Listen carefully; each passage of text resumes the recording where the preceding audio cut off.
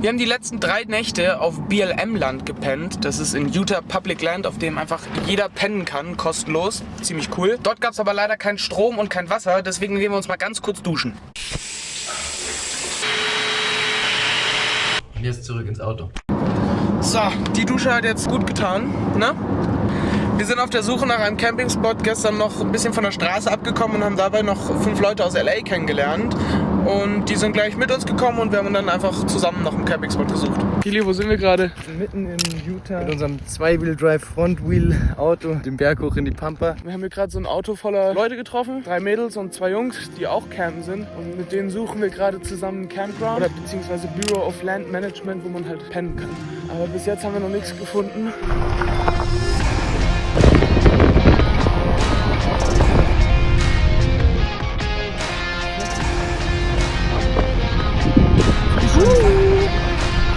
Wir haben dann noch einen ziemlich coolen Spot gefunden, mitten im Nirgendwo, nachts in die Pampa reingefahren, haben uns da hingestellt. Wir sind dann auch recht früh ins Bett gegangen, haben uns noch ein bisschen den Mondaufgang angeschaut, weil wir hatten eine recht coole Wanderung am nächsten Tag geplant.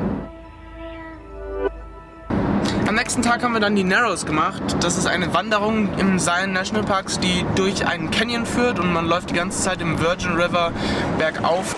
Jetzt wird's ernst, wir sind in den Narrows und schauen aus wie Profis. Und das war auf jeden Fall sehr entspannt und abkühlend bei 38 Grad. Und ja, hat sehr viel Spaß gemacht und sehr geile Natur.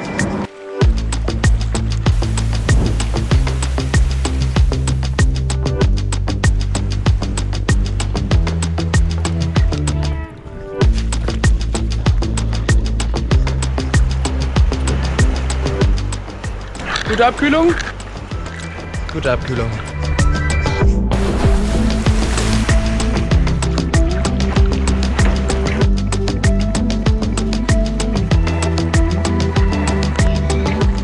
Easy der schönste Ort, an dem ich vielleicht schon mal gewesen haben sein sollte, bin.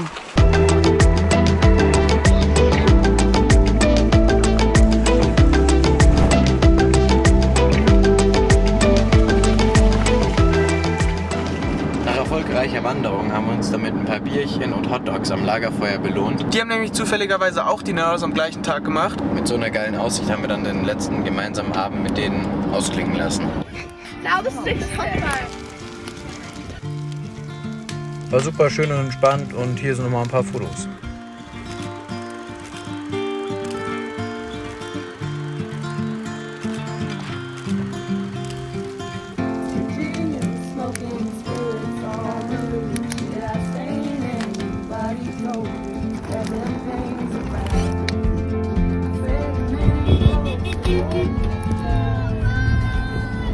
Die sind nämlich gerade eben zurück nach LA gefahren und für uns geht's jetzt zum Bryce National Park.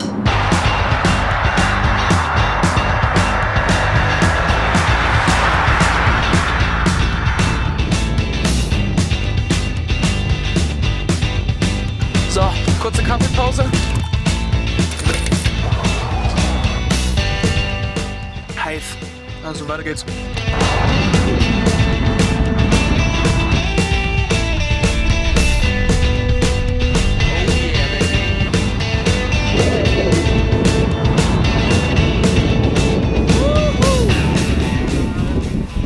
Shooting Range. Eigentlich wollten wir hier so einen Campground finden. Wir sind jetzt auf einer Shooting Range gelandet. Ich bezweifle, dass wir hier pennen wollen, oder? Hast du schon was gefunden? Ja, hier schlagen wir unser Zelt auf, oder? Ja, ich würde sagen, direkt da vorne. Schon verrückt, Alter. Wir sind hier einfach so rechts rangefahren. Es ist so auf dem Feld. Es ist nicht mal wirklich sonderlich gut abgezäunt. Und hier kommen einfach die Leute hin und ballern. Eigentlich so ein Feldabschnitt mit einem Stacheldrahtzaun rum. Und hier liegt wirklich alles Mögliche rum. Ha, Amerika. Du bist es. Kein Ende. Andere Campingspot. Gut, also der Campspot ist auch nix. Wir haben einen Campingspot gefunden, genauso wie die. Heißt, hier ist National Forest. Wir können uns hier einfach überall hinstellen. Stehen direkt vor dem Park und ist eigentlich ziemlich geil.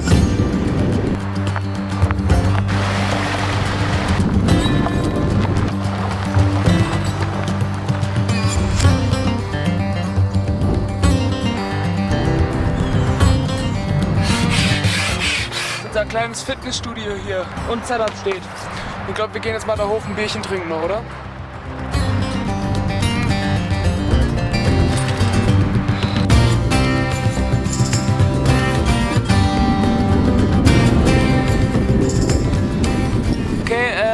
jetzt kalt und sehr windig.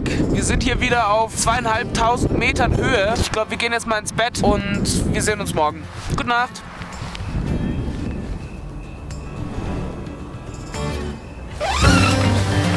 Freunde, es ist sehr kalt.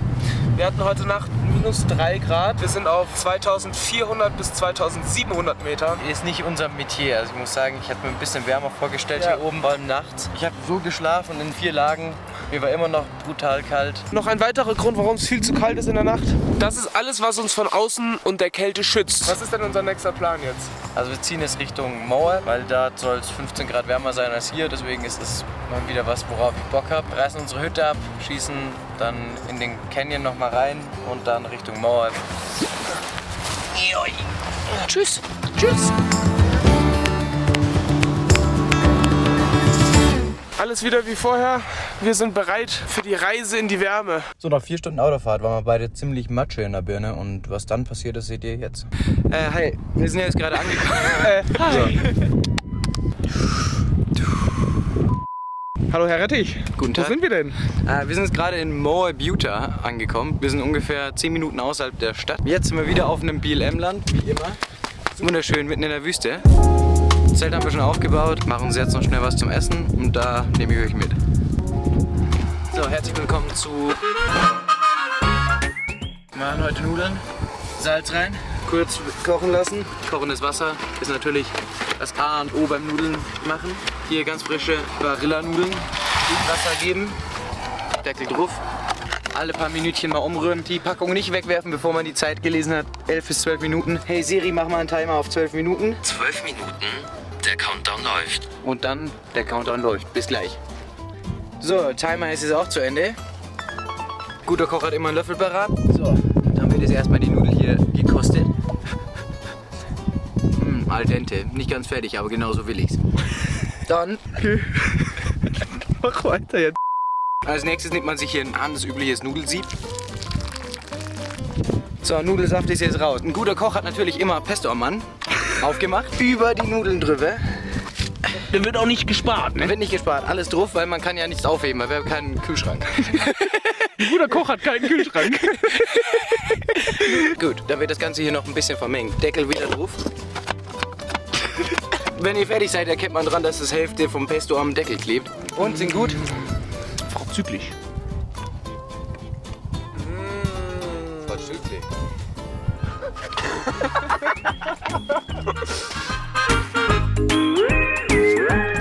Ziehen wir das jetzt durch, dass wir im Stehen essen? Nö.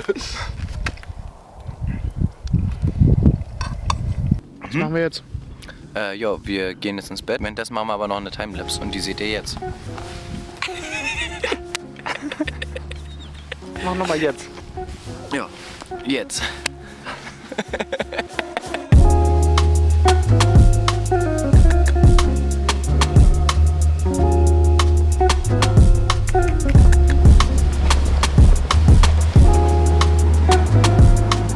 Wir fahren in den Nationalpark und es ist sehr früh.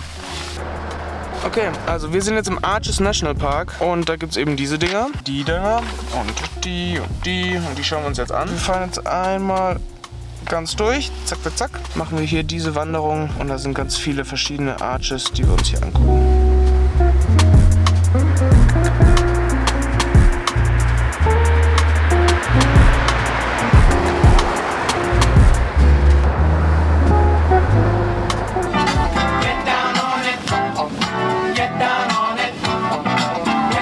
Wir sind am Trailhead. Ist nicht ganz so schlimm wie der Grand Canyon. Es sind nur 12 Kilometer, das heißt, er ist ganz geil. Und wir sind sehr früh dran, das heißt, wir sind mehr oder weniger alleine. Wir haben, wie viele Arches haben wir hier auf dem Weg? 1, 2, 3, 4, 5, 6, 7 Arches. 12 Kilometer, 7 Arches. Let's go. Arch 1.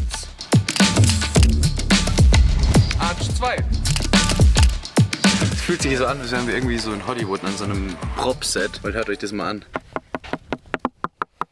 Es fühlt sich an, als wäre hier einfach dahinter nichts. So als würdest du, wenn du 2 Zentimeter durchbohrst... Nicht so fest, das fällt um. Arch 3. Also sehr cool, diese Arches. Aber wie entstehen die denn? Das Ganze hier ist vor ungefähr 300 Millionen Jahren entstanden. Da sind Sand und Salz wurden über enormen Druck zusammen komprimiert und an der dicksten Stelle waren die mal 1,6 Kilometer oder eine Meile, fast dick das Ganze. Dann ist das Salz irgendwann rausgebröckelt und Warum ist denn das rausgebröckelt? weil Salz unter enormem Druck wird instabil, heißt bröckelt dann über die Millionen, 100 Millionen Jahre hat es ungefähr gedauert, bis das ganze Salz dann rausgebröckelt ist und wurde dann durch Gezeiten wie Wind und Wasser weggespült. Und übrig geblieben sind dann Arches, Türme oder irgendwelche Wände, die man hier ganz deutlich sehen kann. Cool. Danke, Kili, fürs Erklären. Sehr gut gemacht. So, jetzt sieht man hier nochmal ganz kurz mit Praxisbeispiel, was der Kili von erklärt hat. Und zwar Hier sieht man ganz deutlich eine Wand. klassische Wand, würde ich mal sagen. Ne? Da ist nichts weggebrochen, nichts weg erodiert. Dann der ganze Teil hier zwischendrin. Alles Salz, das über die Jahrmillionen hier rausgeschwemmt wurde und dann...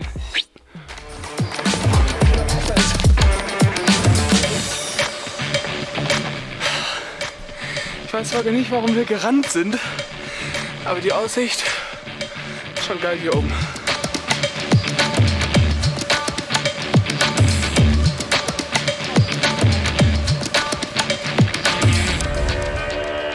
Arch 4. Arch 5.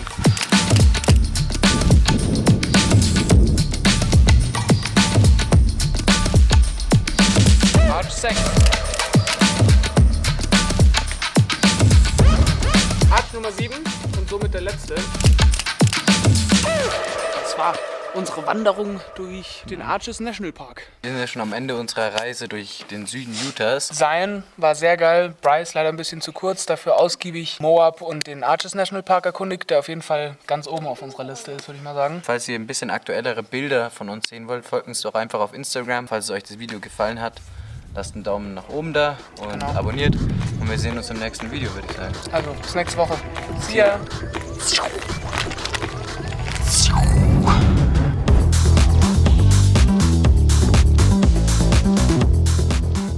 Oder sagt man 4 so, 4 so? Nee, So, ne? ja. Gott, muss ich weg. Warte kurz, muss ich kurz